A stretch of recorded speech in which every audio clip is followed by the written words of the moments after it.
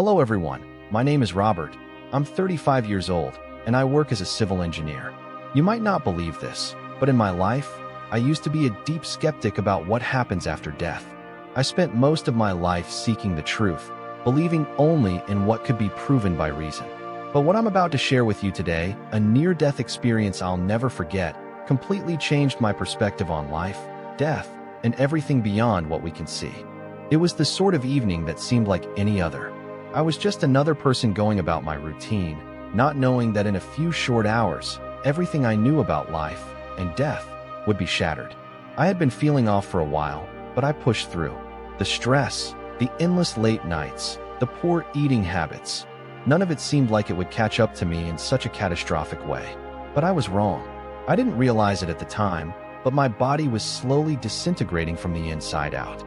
It all started with a sense of breathlessness, as if I couldn't catch my breath, no matter how hard I tried. I remember feeling the desperate need to inhale, to fill my lungs with air, but it was like I was suffocating, even though I could still breathe. I didn't understand it then, but now I know I was hyperventilating, my body gasping for relief as it was being ravaged by severe ketoacidosis. For those of you unfamiliar with the term, ketoacidosis is when your body enters a state of chemical imbalance, burning fat in place of glucose to create acids called ketones. When these ketones build up, they poison the body. My organs were quite literally dissolving, and I had no idea. It got worse, rapidly. I remember calling my girlfriend in a panic, gasping for air between words, telling her I needed to go to the hospital. She immediately sprang into action, driving me to the nearest VA hospital, which was about a 45-minute drive. I didn't realize it at the time, but each minute spent in that car was a step closer to my body shutting down entirely. When we arrived, I couldn't even stand. I staggered into the lobby, and before I could get a word out to check in, I collapsed right there at the desk. The medical staff rushed me in, their voices sounding muffled as though I were underwater.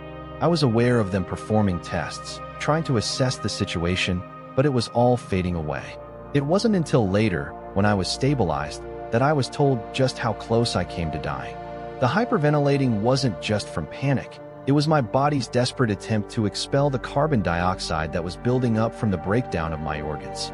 Most people who experience this don't survive. Their bodies can only expel about 40% of the gas before they suffocate. But I was one of the lucky ones, managing to expel about 95% of it, just enough to stay alive long enough to reach the hospital where they could revive me. But that's not the end of the story. No, this is just the beginning of what I experienced during the time I was clinically dead. The moment my consciousness slipped away, I found myself in an entirely different realm. I could no longer feel my body, nor could I see anything familiar. What greeted me was a void. But this wasn't empty. This was something far deeper, something beyond what the human mind can fully comprehend. In front of me, a swirling mass of gases, bright and vibrant, began to form into something I knew I had seen in books and documentaries, a black hole. The shape was unmistakable, its edges distorted by the powerful gravitational pull that twisted and stretched the light around it. I could see it all so clearly, the way scientists had depicted black holes in their most accurate models. The gases spiraled in toward the black disk at the center, forming an accretion disk. It was a sight both beautiful and terrifying, as if I were standing at the edge of the universe itself. And then, I felt it, a pull, a beckoning. There was an invisible path ahead of me, leading into the blackness. I knew instinctively that if I took that step, it would be a one-way trip. There would be no turning back. But before I could move, something extraordinary happened. A torrent of knowledge began flooding into my mind. It was like the universe itself opened up to me, revealing every secret I had ever wondered about. Every question I'd asked in life. Answers came without effort, flowing through me like data through a circuit. The questions, big and small, were all answered. I knew things I couldn't possibly have known. And then, something else happened. The anger, the resentment, the hurt I had carried with me for years, all of it dissolved. I felt no need for any of it anymore. I felt at peace, as if all the negative emotions that had weighed me down were being lifted from my soul. I had no regrets. I felt light, free, and strangely happy.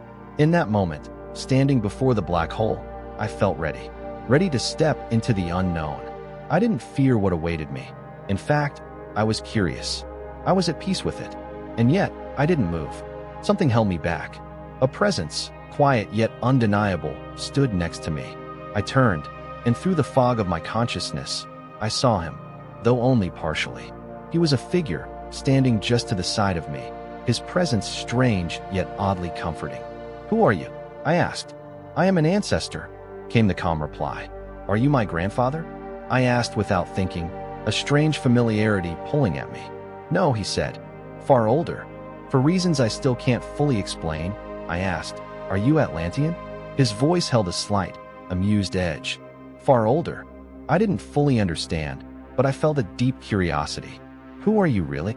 He explained, his words slow and measured. "I was one of the first colonists.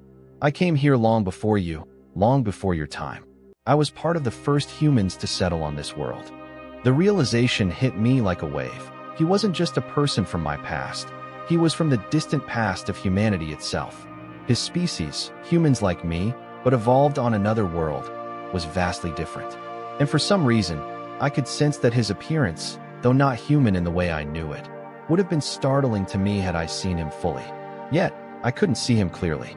Only glimpses.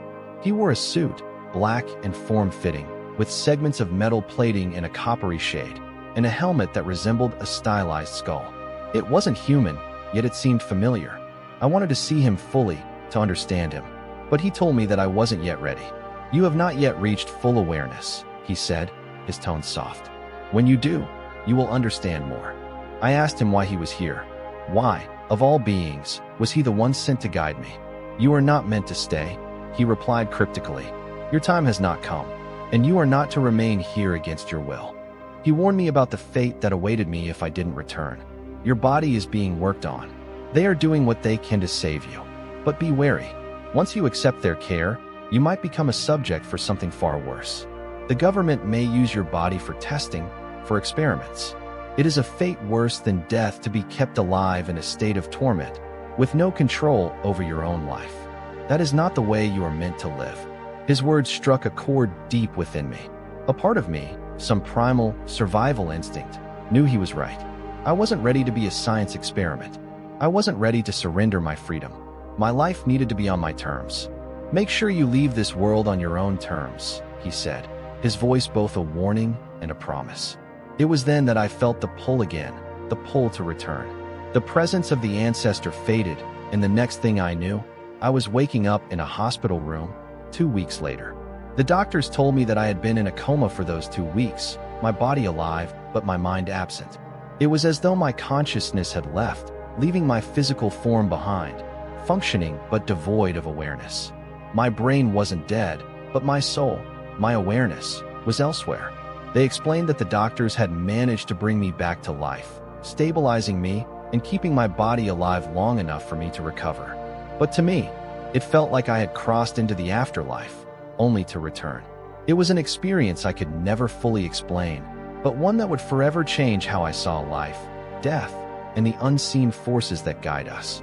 As I lay in that hospital bed, I realized something important.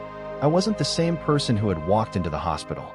I had been given a second chance, a deeper understanding of my place in the universe, and a warning to never take my life for granted again. In the end, I didn't choose to stay on the other side. I returned, and I vowed that when my time did come, I would leave this world on my own terms, just as my guide had told me. The experience had forever changed me, and I couldn't wait to live the rest of my life with the newfound knowledge that life, in all its forms, is far more mysterious and beautiful than we can ever truly understand.